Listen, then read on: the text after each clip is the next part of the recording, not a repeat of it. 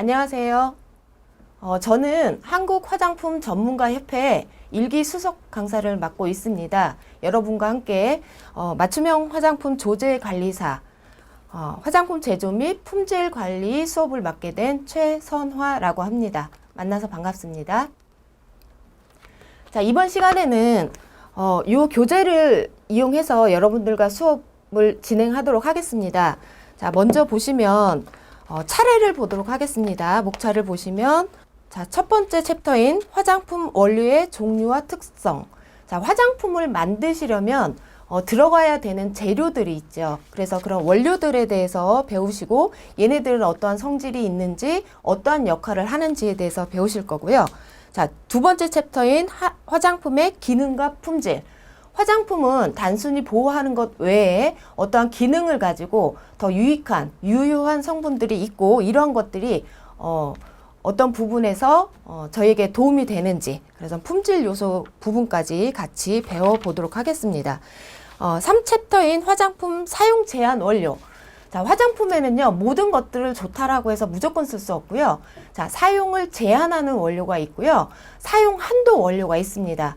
자, 그래서 안전하게 첫째도 안전, 둘째도 안전 이런 부분에 신경 쓰다 보니까 절대 사용하면 안 되는 원료가 있고요. 금지 원료가 있고 쓰되 어느 정도 선 안에서 쓸 수 있는 사용 제한 원료가 있다라고 보시면 될 것 같습니다.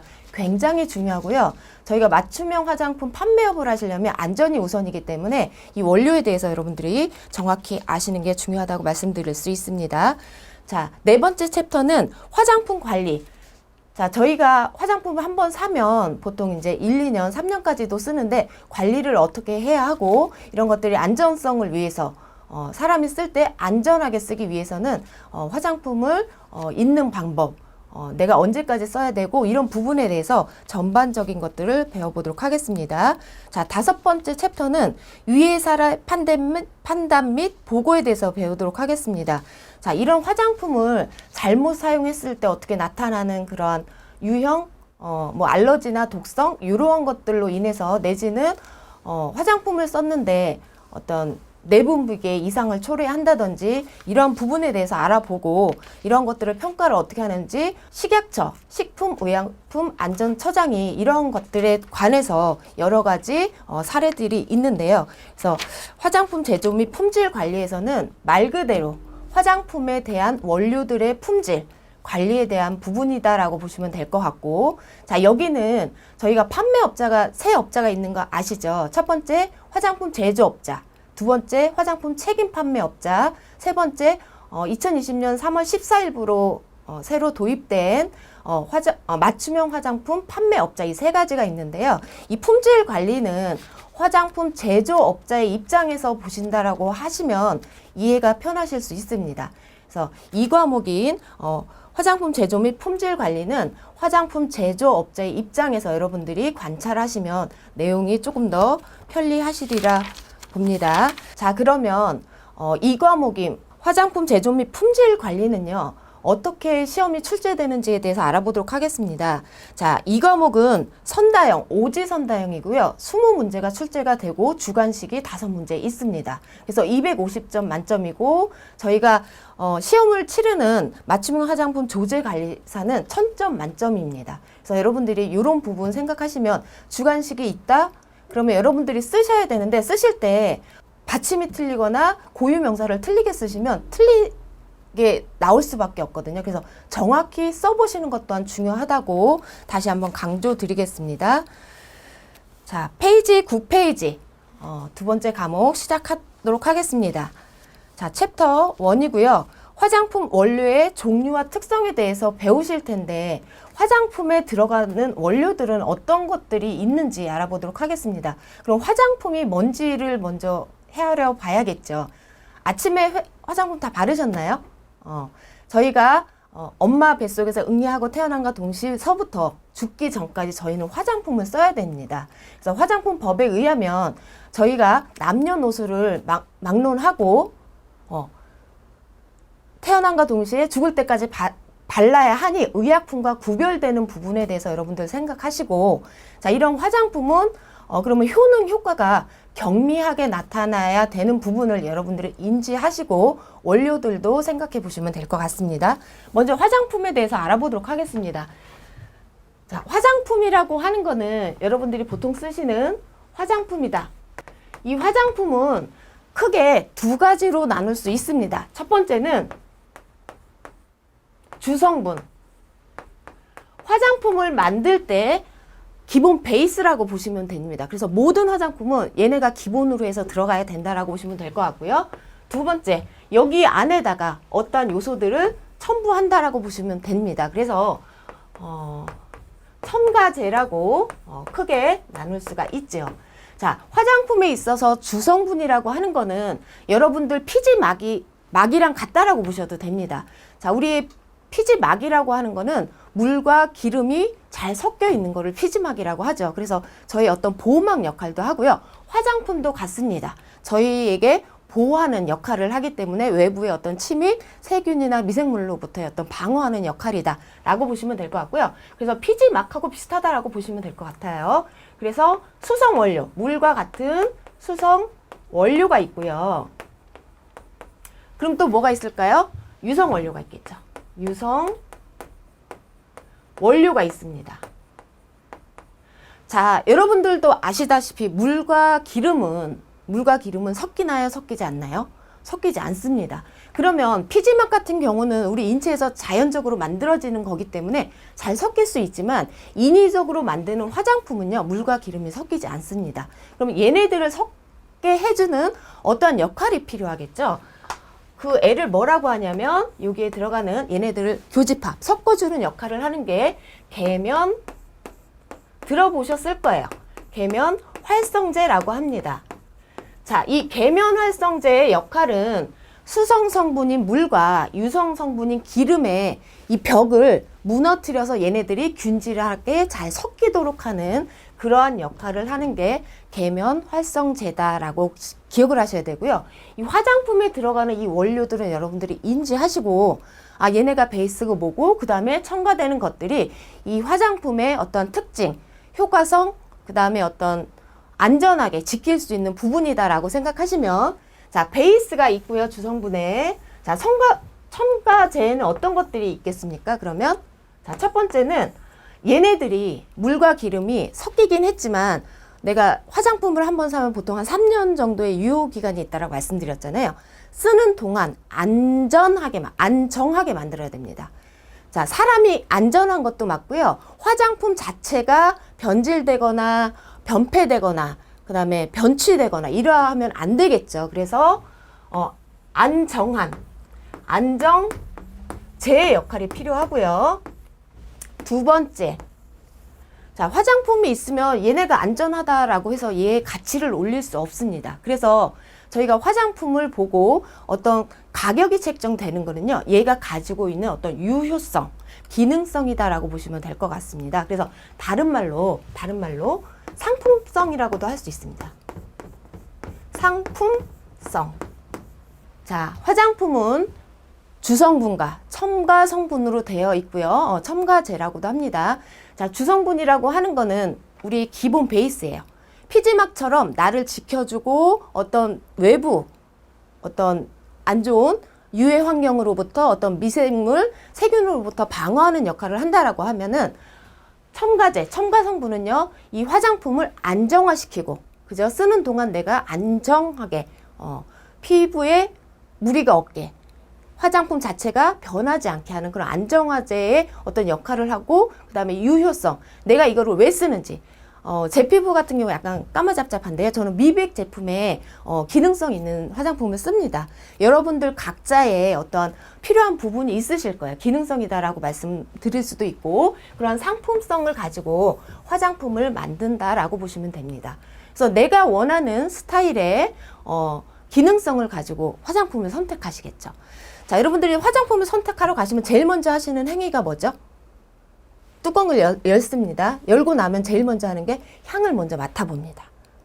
맞으신가요? 그럼 향은 어디에 들어갈까요? 상품성에 들어갑니다. 향. 자, 향이 있을 수 있고요.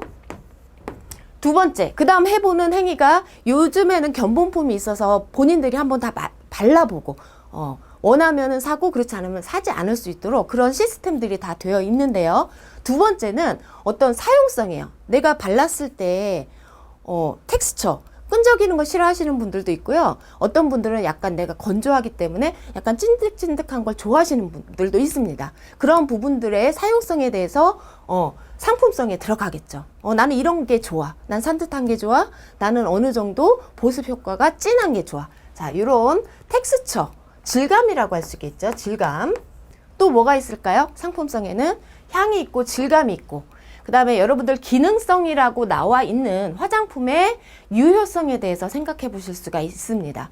자, 그래서 미백이라든지 주름이다라고 하든지 내지는 여러분들 튼살 있으시면 살이 갑자기 찌게 되면 살이 이렇게 갈라지죠. 자, 갈라질 때 이런 갈라진 부분을 완화시키는 그런 화장품들이 있습니다. 다 기능성 안에 들어가 있죠. 자, 자외선 차단하는 부분도 마찬가지고 그러한 유효성이 있다. 유효성, 다른 말로 뭐라고 할 수가 있죠? 기능성이 있다라고도 할 수가 있습니다. 기능성. 자, 이런 것들이 있을 수가 있습니다. 더 있을 수 있겠죠. 자, 그러면 안정화제라고 하는 건 어떤 것들이 있을까요? 물과 기름이 안정하게 내가 쓸 수 있는 동안 쓸 수 있는 그런 어떤 기간을 확보해주는 역할을 한다라고 보실 수가 있고요. 이 안정화제의 어떤 역할은 첫 번째, 얘네들이 자, 여러분들 김이나 여러 가지 그 식품들을 보면 그 안에 뭐가 들어가 있죠? 방부제, 보존제 같은 것들이 들어있죠. 화장품도 마찬가지입니다. 첫 번째가 뭐냐면 보존제. 얘네들이 내가 사용하는 동안 변하면 안 됩니다. 그래서 향이나 내지는 색이나 냄새나 이런 부분에 대해서 안정해야 됩니다.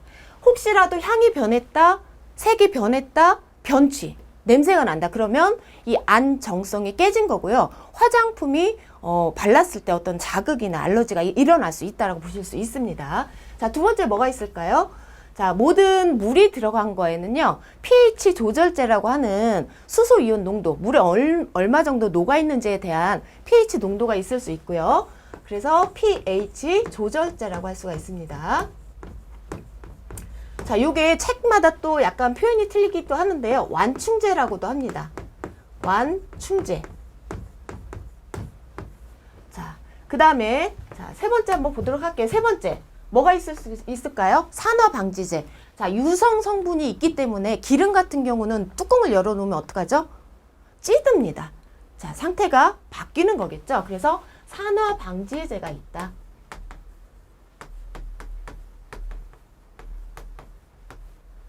방지제.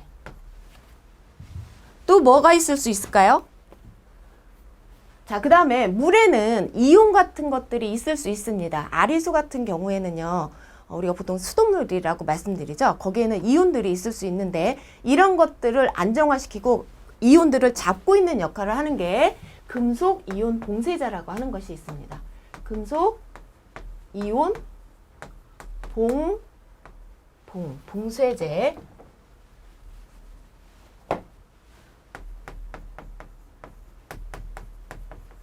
그래서 이런 이온들을 떠다니지 않게 어떤 품질에 영향을 미치지 않게 하는 것들이 안정화제라고 보실 수가 있습니다. 그래서 화장품이라는 것들은 이러한 요소들에 의해서 만들어지는구나. 여러분들 꼭 기억하셔야 되고요. 여기 나오는 것들의 원료들이 이제 계속해서 나올 겁니다. 그럼 얘가 하는 역할이 산화방지제의 역할을 하는지, 보존제의 역할을 하는지, 금속 이온 봉쇄제의 역할을 하는지, pH 조절제의 역할을 하는지, 아니면 얘가 상품성을 나타내는 건지 여러분들이 구분하실 수 있으셔야 되고요. 화장품을 제조하시는 분들은 이런 각각의 기능에 대해서 아셔야 되고, 우리 뒷부분에도 이제 나오겠지만 말씀드렸잖아요. 사용 제한 원료가 있고요. 금지 원료가 있습니다. 그래서 그런 부분을 여러분들이 아시고 쓰셔야 될 거 아닙니까? 그래서 원료라는 것들은 기본 베이스가 이렇게 해서 화장품이 만들어진다라고 보시면 될 것 같습니다. 자, 요거를 기본으로 해서 여러분들이 이 수업에 임하시면 그래도 조금 이해하시는데 훨씬 도움이 되시리라 생각합니다. 자, 여기에서 많이 들어보셨을 텐데 화장품의 품질의 요소 있습니다. 품질의 요소. 법에서도 나오실 거고요. 3장에서도 나오실 거고 그 다음에 맞춤형 화장품의 2에서도 등장하는 품질 요소의 4요소가 있습니다. 화장품 품질 요소의 4요소. 첫 번째 뭐죠? 사람이 안전하게 써야 되기 때문에 어떤 독성을 나타내거나 내지는 알러지를 일으키면 안 됩니다. 그래서 사람에게 해당된 안정제. 그 다음 두 번째, 안정제. 아까 말씀드렸던 화장품이 안정해야 됩니다. 두 번째, 안정제. 세 번째, 사용성. 그렇죠. 아무리 향이 좋고 내가 원하는 그런 기능성을 가졌다라고 해도 사용할 때 불편하면 선택을 받지 못합니다. 그래서 세 번째, 사용성이 있고요. 네 번째 뭐죠? 유효성, 기능성이 있습니다. 이 네 가지를 충분히 잘 갖추었을 때 화장품이 출하가 될 수 있고요. 이런 출하를 통해서 여러분들이 초이스를 통해서 선택을 통해서 구입하실 수 있다라고 보시면 될 것 같습니다. 자, 페이지 9페이지 보시면 화장품 원료의 종류와 특성에 대해서 알아보도록 하겠습니다. 말 그대로 화장품은 어떤 것인지, 얼마나 많은 원료들이 있는지, 어느 정도 섞어야 화장품이 이루어지는지 등등 알아보도록 하겠습니다. 자, 첫 번째 줄 보시면요. 화장품은 사용 목적이나 형태에 따라서 품질 요소에 들어가죠. 내가 어떤 거를 초이스할지. 자, 목적이나 그 형태에 따라서 두 번째 줄 보시면 세 번째 줄 볼까요? 화장품 하나에 통상 20개에서 50개 정도의 원료들이 들어갑니다. 그러면 50개 이상 들어갔다 그러면 너무 이런 화학적인 부분이나 이 아이들이 불안정하실 수 있어요. 그래서 어떤 사용 기기 한에 어떤 문제가 있을 수 있기 때문에 통상적으로는 20개에서 50개 안쪽에서 화장품들을 원료를 섞어서 만든다라고 기억하시면 될 것 같고요. 이런 화장품의 원료는요. 다음 줄 보시면 천여종이 있다라고 합니다. 만여종이죠, 만여종. 실은 근데 이 만여종보다 훨씬 더 많다라고 합니다. 그거를 이제 이름화하고 어떤 네이밍이 붙은 거 외에도 훨씬 더 많은데 보통 만여종이다라고 보시면 될 것 같고요. 근데 몇 개를 섞어서 만든다고요? 20개에서 50개 정도. 너무 벗어나거나 너무 적게 해도 안정하지 않아서 불안정할 수 있습니다. 이 정도로 보시면 될 것 같고요. 그 다음에 맨 아래에서 화장품 원료의 요건에서 두 번째 윗줄, 세 번째 윗줄 보시면 화장품은 피부에 대해 자극이나 독성 등이 없는, 왜 그러죠? 누구나 다 써야 됩니다. 남녀노소 써야 되고요. 태어난과 동시에 죽을 때까지 써야 됩니다. 그래서 자극이나 독성이 있어서는 당연히 안 되겠죠. 첫 번째, 안전성. 누구에 대한? 사람에 대한 안전성이 있어야 되고요. 미생물 등에 대한 오염이나 변질이 없는 제품의 안정성. 안정성은 뭐에 대한 거라고요? 화장품 자체에 대한 안정성입니다. 색이 변하거나 아까 말씀드렸던 어떤 변취, 냄새가 나거나 그 다음에 수성 원료와 유성 원료가 분리가 되거나 이러한 것들을 통상 다 얘기한다라고 보시면 될 것 같고요. 세 번째, 사용성. 자, 사용성은 내가 사용했을 때 불편함이 있으면 안 되겠죠. 그래서 누구나 쓸 수 있고 사용할 때 불편함이 없어야 된다. 예를 들면 되도록이면 실키하거나 느낌이 발랐을 때 보들보들한 걸 원하겠죠. 자, 사용성에 들어갈 수 있습니다. 자, 네 번째는 유효성입니다. 얘가 화장품 자체가 가지고 있는 어떠한 기능이다라고 보실 수가 있고요. 기본 베이스, 주성분 외에 얘의 어떤 상품성, 가치를 나타내는 금액을 조절할 수 있는 그러한 유효성이다. 미백이든지 주름이든지 내지는 뭐가 있을까요? 보습 효과. 나이가 들수록 물이 많이 빠지죠. 그런 보습 효과라든지 이런 것들에 대해서 얘기한다. 자, 요 네 가지는 첫 번째 안전성, 두 번째 안정성, 세 번째 사용성, 네 번째 유효성은요. 화장품 품질 4요소이다라고 생각하시고 꼭 기억하셔야 됩니다. 근데 안전성이 뭔지, 안정성이 뭔지, 사용성이 뭔지, 그 다음에 유효성이 뭔지 그 내용도 여러분들이 정확히 판단하고 계셔야지 아마 문제를 푸실 때, 문제를 읽으실 때 문제가 없으리라고 생각됩니다. 자, 화장품 원료의 요건에 대해서 보도록 하겠습니다. 자, 화장품이라고 하는 것은요. 화장품법에서 여러분들 아마 화장품법 2조 1항에 나와 있을 텐데요. 화장품이라고 하는 것은 어디에 써야 돼요? 피부나 모발에 영역이 정해져 있습니다. 피부나 모발에 쓰셔야 되고요. 그 다음에 쓰실 때 어떠한 기능, 피부가 맑게 보이도록 도와주는 어떤 그런 기능을 하고 나타나는 것이 저희 요즘에 홈쇼핑이나 이런 데 보면 주름이 금세 없어져요. 미백이 금세 좋아져. 이거는 다 이 화장품 법에 어긋난 그런 어떻게 과대 광고에 들어가실 수 있고요. 법에 나온 건 뭐냐면 화장품의 효능이 경미한 것이 법으로 나와 있습니다.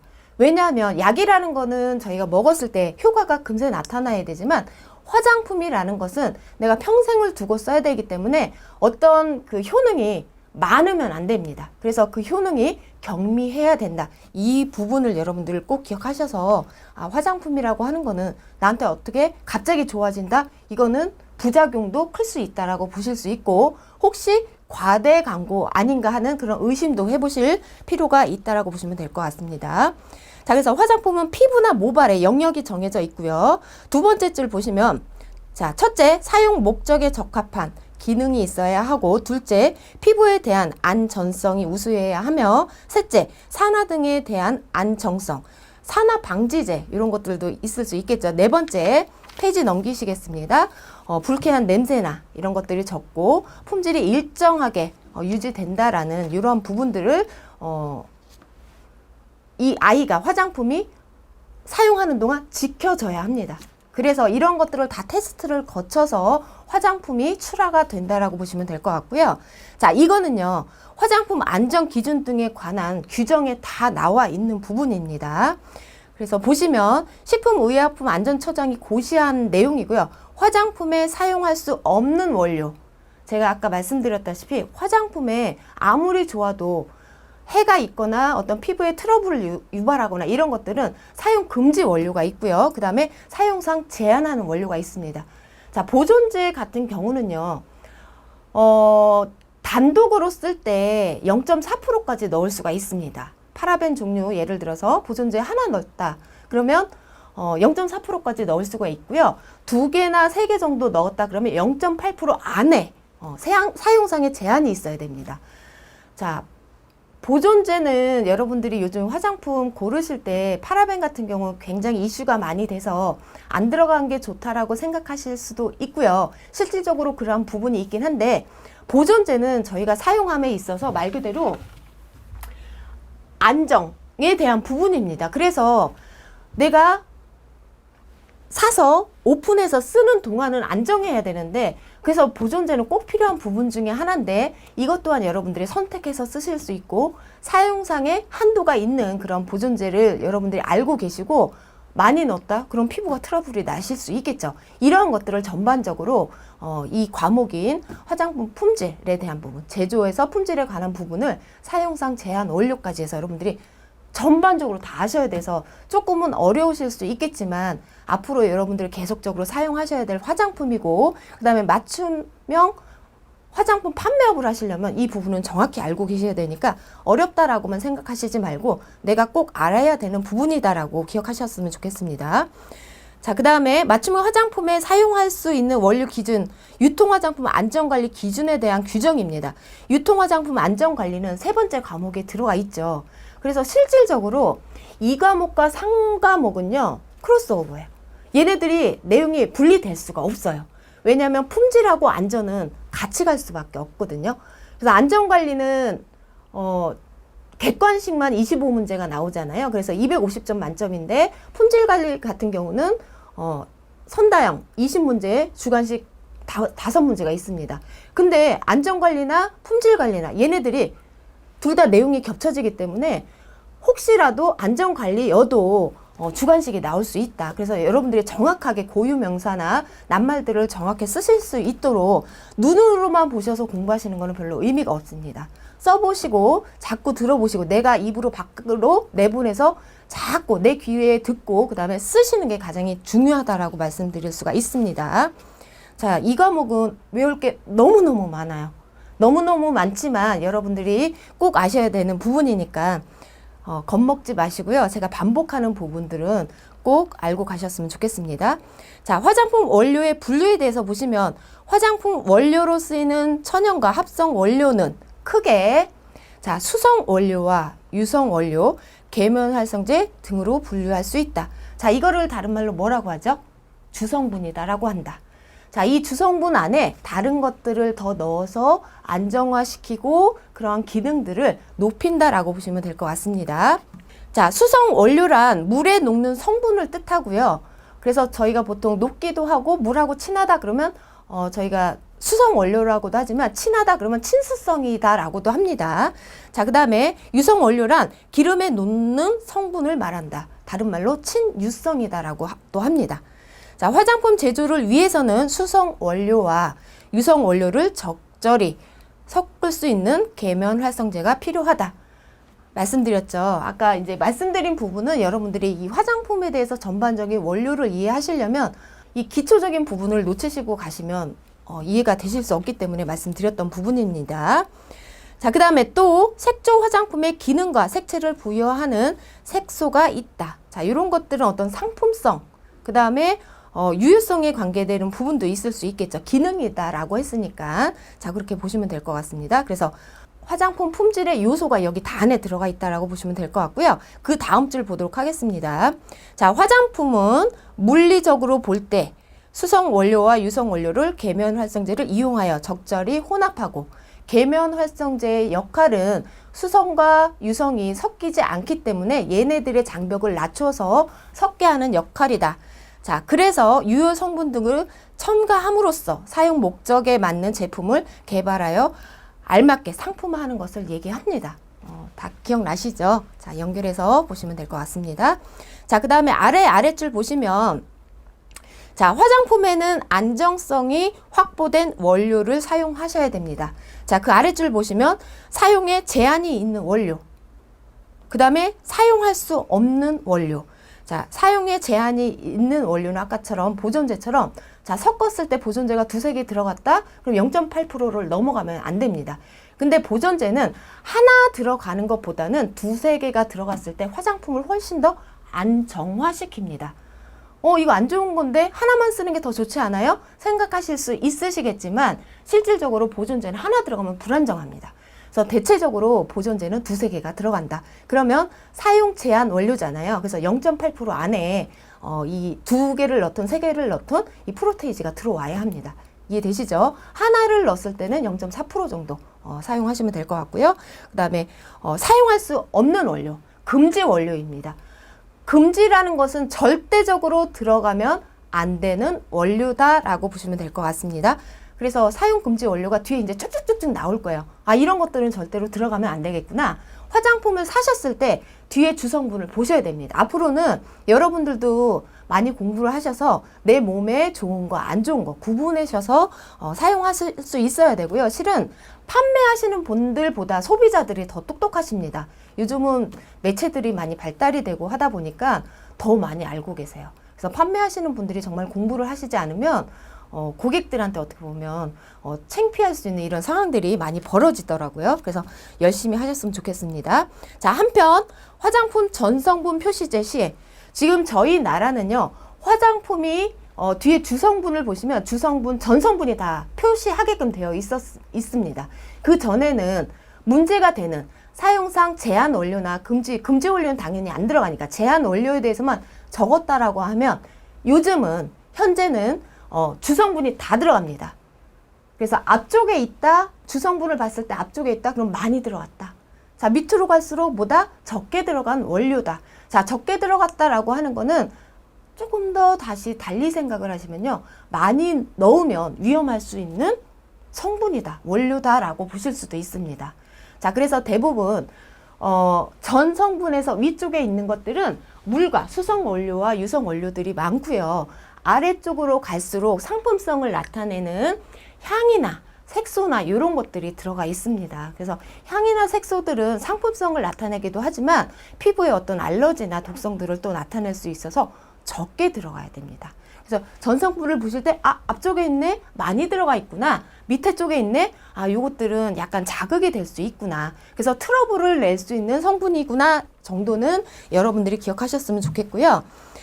자, 이 아랫부분 좀 복잡한데요. 결국은 뭘 얘기하려고 하냐면 화장품 전 성분 표시제를 저희가 저희 나라뿐만 아니라 웬만한 나라들도 다 시행을 하고 있고요. 이것은 어디에서 출발점이 시발점이냐 하면 미국 화장품 향유협회에서 시작을 했어요.